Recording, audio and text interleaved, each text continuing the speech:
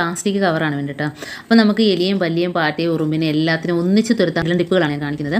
അപ്പം നമുക്ക് അതിനായിട്ട് വേണ്ടത് ഉള്ളി, കുറച്ച് ചുമന്നുള്ളി, അതേപോലെ വെളുത്തുള്ളി, പച്ചമുളക്, ഈ 3 സാധനമാണ് വേണ്ടത്. അപ്പോൾ നമുക്ക് ഇടികളിനകത്ത് വെച്ചൊന്ന് ചതച്ചെടുക്കാം.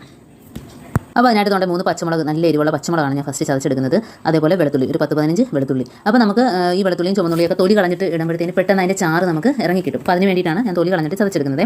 അപ്പോൾ നമുക്ക് ഇതേപോലത്തെ ഒരു പ്ലാസ്റ്റിക് കവറാണ് വേണ്ടത്. കാരണം ടിഷ്യൂ പേപ്പറിനകത്ത് ഇത് വെച്ച് കഴിയുമ്പോഴത്തേനും അതിൻ്റെ ആ ഒരു അതിൻ്റെ ഒരു ഈർപ്പം പിടിച്ചിട്ട് ടിഷ്യൂ പേപ്പറൊക്കെ അതങ്ങ് ചീത്തയായി പോകും. അപ്പോൾ ഇതാകുമ്പോൾ പ്ലാസ്റ്റിക് കവറല്ല. അപ്പോൾ 2-3 ദിവസത്തേക്കൊക്കെ ഈ ഒരു സ്മെല്ല് അതിനകത്തോട്ട് നിൽക്കും കേട്ടോ. അപ്പോൾ ഞാൻ കാണിച്ചു തരാം. അപ്പോൾ നമുക്കെല്ലാം ഒന്ന് ചതച്ചെടുത്തിട്ടുണ്ട്.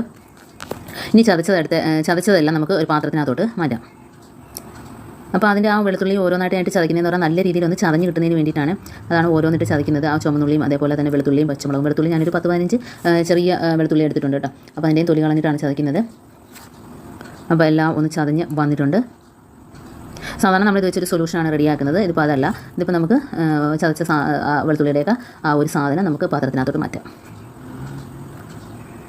അപ്പോൾ അതെല്ലാം അതിനകത്തോട്ട് ഇട്ട് കൊടുത്തിട്ടുണ്ട്. അപ്പോൾ ഈ ഒരു സ്മെല്ല് ഭയങ്കര ഒരു സ്മെല്ലാണ്. കാരണം ഇതെല്ലാം ചതച്ചെടുക്കുമ്പോഴത്തേനും ഭയങ്കര ഒരു സ്മെല്ലാണ്. അപ്പോൾ സ്മെല്ലടിച്ചിട്ട് തന്നെ നമുക്ക് ചിലന്തിയും പല്ലിയും പാറ്റയും ഒന്നും തന്നെ കിച്ചണിൽ കാണത്തില്ല കേട്ടോ. അതെല്ലാം പോവും. അതേപോലെ തന്നെ നമുക്ക് നല്ല ചതയാത്തതൊക്കെ എടുത്തൊന്ന് മാറ്റിയിട്ടൊന്ന് ചതച്ചെടുക്കാം.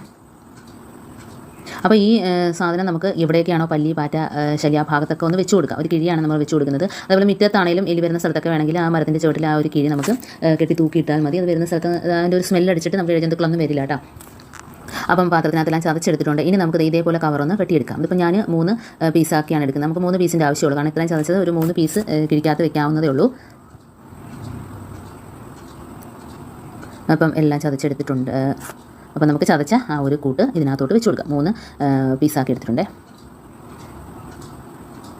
അപ്പോൾ ഇത് നമുക്ക് കബോർഡിനകത്താണെങ്കിലും വെച്ച് കൊടുക്കാം. നമ്മുടെ കബോർഡിനകത്താണെങ്കിലും കിച്ചണിലാണെങ്കിലും അതേപോലെ എവിടെ ആണെങ്കിലും വെച്ച് കൊടുക്കാം. ഒട്ടും ആ ഒരു സ്മെല്ല് പുറത്ത് വരാതിരിക്കില്ല. കാരണം നമ്മൾ അതിനകത്ത് ഹോളിട്ട് കൊടുക്കാം. നമുക്ക് ഇതേപോലെ ഒന്ന് മടക്കി ഇതേപോലെ കെട്ടിക്കൊടുത്തതിന് ശേഷം നമുക്ക് മുട്ടുസൂചി വെച്ചിട്ട് പിന്ന് വെച്ചിട്ടോ അല്ല നമുക്ക് ആ മുകൾ ഭാഗത്ത് ഒരുപാട് ഹോളിട്ട് കൊടുക്കാം. അപ്പോൾ അതിനകത്ത് ആ ഒരു സ്മെല്ല് പുറത്തോട്ട് അടിക്കുന്നത് മാത്രമല്ല, ഇങ്ങനെ വെക്കുമ്പോഴത്തേനും ഒരു 3 ദിവസമൊക്കെ നമുക്ക് ആ ഒരു സ്മെല്ല് നിൽക്കും കേട്ടോ. നല്ലൊരു സ്മെല്ലായിരിക്കും. പിന്നെ ആ ഭാഗത്തോട്ട് ഈ ഒരു സാധനം ഒന്നും വരില്ല.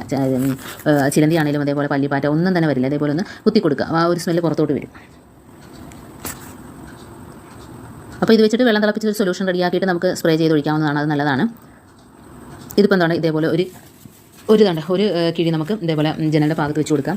ഒന്ന് ഗ്യാസ് അടുപ്പിൻ്റെ മുകളിൽ വെച്ച് കൊടുത്തിട്ടുണ്ട്. അതേപോലെ കബോർഡിനകത്ത് വെച്ച് കൊടുക്കാം. അപ്പോൾ ഇതേപോലെ എത്രമാത്രം ശല്യമുണ്ടോ അതിനനുസരിച്ച് അളവ് കൂട്ടിയിട്ട് നമുക്ക് ഇതേപോലെ എല്ലാ ഭാഗത്തും വെച്ച് കൊടുക്കാം. മുറ്റത്ത് വെച്ച് കൊടുക്കാം.